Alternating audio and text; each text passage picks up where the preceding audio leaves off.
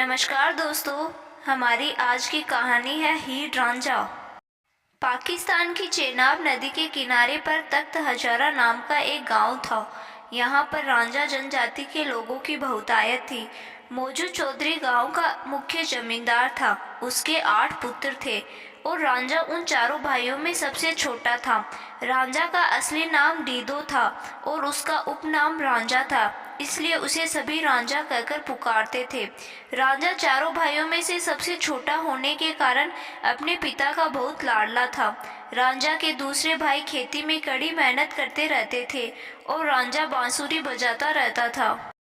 अपने भाइयों से जमीन के ऊपर विवाद के चलते रांझा ने अपना घर छोड़ दिया। एक रात रांझा ने एक मस्जिद में आश्रय लिया और सोने से पहले समय व्यतीत करने के लिए बांसुरी बजाने लगा। मस्जिद के मौलवी साहब ने जब बांसुरी का संगीत सुना तो उसे बांसुरी बजाने बंद करने को कहा। जब रांझा ने कारण पूछा तो मौलवी ने बताया कि इस बांसुरी का संगीत इस्लामिक नहीं है और ऐसा संगीत मस्जिद में बजाना वर्जित है। जवाब में रांझा ने कहा कि उसकी धुन इस्लाम में कोई पाप नहीं है। मूक मौलवी ने दूसरा कोई विकल्प न होते हुए उसे मस्जिद में एक रात ठहरने के लिए दिया। अगली सुबह वो मस्जिद से रवाना हो गया और एक दूसरे गांव में पहुंचा, जो कि हीर का गांव था। सियाल जनजाति के संपन्न जाट परिवार में एक सुंदर युवती हीर का जन्म हुआ, जो अभी पंजाब और पाकिस्तान में है। हीर के पिता ने रांझा को मवेशी चराने का काम सौंप दिया। हीर रांझा की बांसुरी की आवाज़ से मंत्रमुग्ध हो जाती थी और धीरे धीरे हीर को रांझा से प्यार हो गया। वो कई सालों तक गुप्त जगहों पर मिलते रहे। एक दिन हीर के चाचा केदो ने उन्हें साथ साथ देख लिया और सारी बात हीर के पिता चूचक और माँ मालकी को बता दी। अब हीर के घर वालों ने रांझा को नौकरी से निकाल दिया और दोनों को मिलने से मना कर दिया। हीर को उसके पिता ने सेदा खेड़ा नाम के व्यक्ति से शादी करने के लिए बाध्य किया।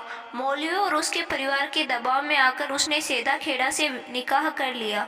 जब इस बात की खबर रांझा को पता चली तो उसका दिल टूट गया और वो ग्रामीण इलाकों में अकेला दर दर भटकता रहा। एक दिन उसे एक जोगी गोरखनाथ मिला। गोरखनाथ जोगी संप्रदाय कानफटा समुदाय से था और उसके सानिध्य में ही रांझा भी जोगी बन गया। रांझा ने भी कानफटा समुदाय की प्रथा का पालन करते हुए अपने कान छीद लिए और भौतिक संसार का त्याग किया। रब का नाम लेता वह पूरे पंजाब में भटकता रहा और अंत में उसे हीर का गांव मिल गया, जहां वो रहती थी। वो हीर के पति सेंधा के घर गया और उसका दरवाजा खटखटाया।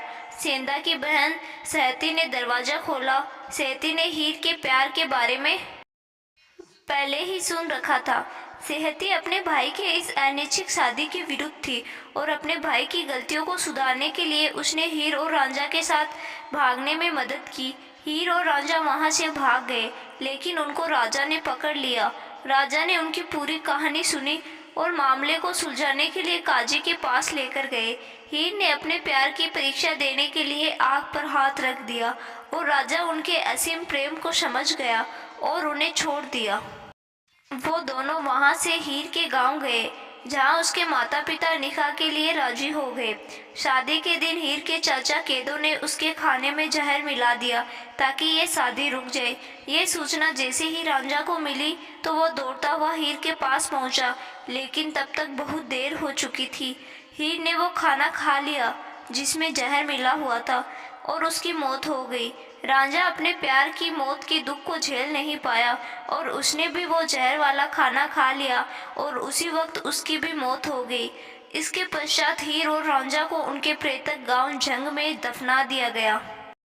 तो दोस्तों, हीर और रांझा की यह कहानी आपको कैसी लगी कमेंट बॉक्स में ज़रूर बताइएगा। अगर कहानी अच्छी लगी तो वीडियो को लाइक और शेयर ज़रूर करिएगा। धन्यवाद।